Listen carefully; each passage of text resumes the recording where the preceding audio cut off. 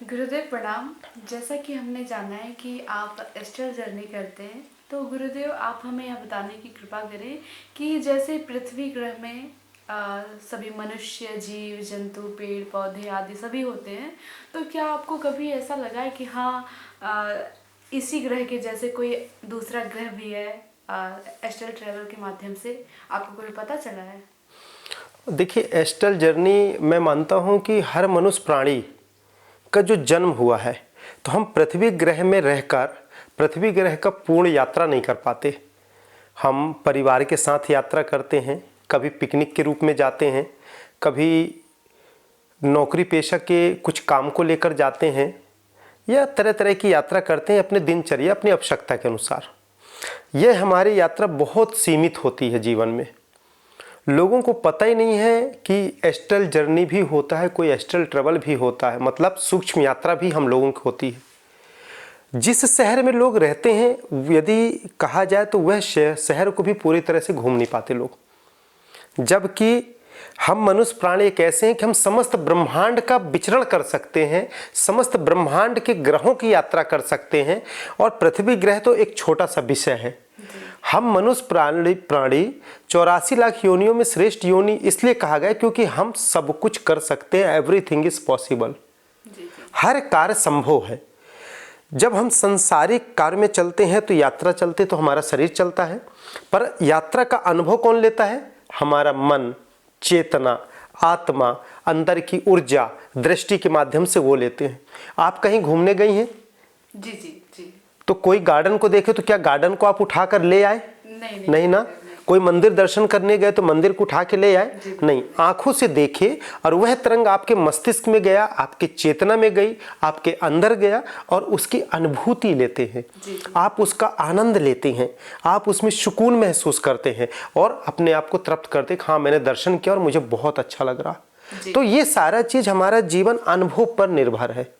अनुभूति में ही हमारा जीवन पूरा पड़ा हुआ है। हम भोजन करते हैं, भोजन में स्वाद अनुभूति होती है, है ना। तो हमारा जीवन जिससे ऊर्जा मिलती है, जिससे चलता है, उसमें भी अनुभव है। हम कहीं यात्रा में जाते हैं तो उससे भी अनुभव है। परंतु यह जरूरी नहीं है कि हम शरीर, इस सजीव शरीर जो हमारा यह 5 तत्वों का काया है, इस शरीर से हम हर जगह की यात्रा कर सके। संभव नहीं है।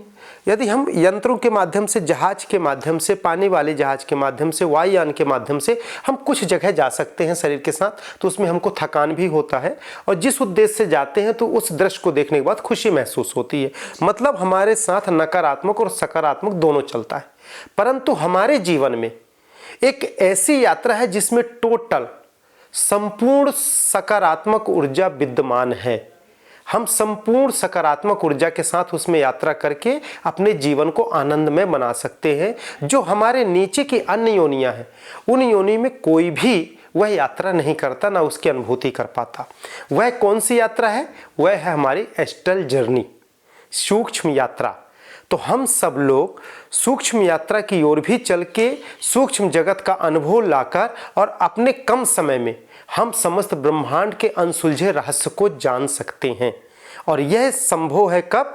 जब आप आत्म साक्षात्कार की ओर चलेंगे, आप ध्यान साधना की ओर चलेंगे और अपने अंतर काया में डुबकी लगाएंगे।